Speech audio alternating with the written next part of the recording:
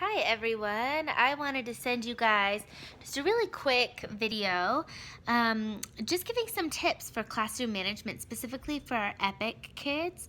I know that class is full of just some really high energy boys, and then you also have the dynamic of the developmental differences between girls and boys at that age that make it really hard to engage everybody at once. So this month I wanted to focus on some classroom management tips for that class specifically. So I just made a list of just 5 easy tips to really manage that classroom specifically. I was in that class last week and I found all of these to be super helpful, so I hope that they will help you too. Okay, so number 1, the first tip is to utilize some sensory balls and other sensory materials. So last week I had the kids use stress balls along with handfuls of kinetic sand, so it's not messy. And I found that with the boys, specifically especially during large group times, they were so much easier. They just found focusing a lot easier with holding something in their hand that they could squeeze. So I will always have those available for them in the EPIC bin. So please always make those available to the kids. So there's that, and then the kinetic sand, which again, it's not messy, so I'm fine if they're holding it in their hand. The other thing with the sand, and this brings me to point number 2, is that I will always have a table set aside for the kids that are struggling to engage, and at that table there will be a bin of kinetic sand. So my second point is being really clear about roles. So in the classroom, there will be 2 teachers in that classroom, and I want one to be the teacher role who keeps track of the schedule, who gives out directions, engages the larger group of kids. The other teacher will play the shepherd role. So that teacher is the one that is more focused on one-on-one, especially with the kids who are struggling to engage. They're also the one that during large group time might sit a little bit more in the back, and so that the main teacher doesn't have to continually stop to redirect.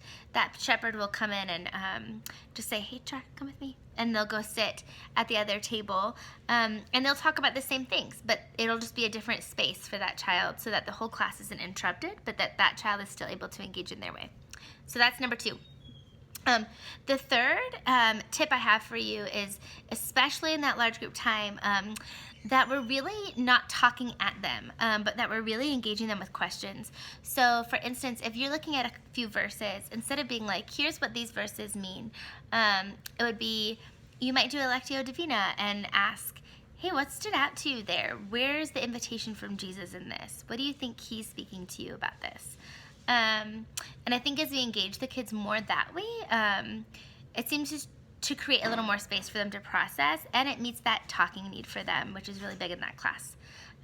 My 4th tip for you is that if you are having to redirect the whole group up to 5 times in a large group session, you want to call it quits. So that would just be a sign that the kids are clearly not engaged, and that's okay. Jesus wants to meet them in a different way today, and so you'll move on. You'll move on to the next activity or something completely different, because obviously that one isn't working today, and that's okay. My very last tip for you is that the kids who are your disruptors in that class are actually your leaders. So the more we can speak that over them and to them, the more they'll rise to that. So if we pull those squirrely boys aside and say, hey, you guys are my leaders today, here's the roles that I need you to play.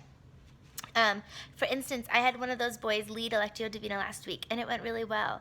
And it seems like they really rise to that. So I would encourage you to do that. So those are your 5 tips, guys. I'll go over them briefly one more time. So sensory balls. Number 2, teacher shepherd roles.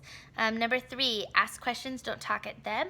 Number 4, if you have to redirect 5 times, call it quits. And number 5, your disruptors are your leaders. So I hope that you guys find that helpful, and we'll continue doing these videos. So if you have a need or something you want to learn more about, shoot me a text and we'll create a video. Thanks, guys.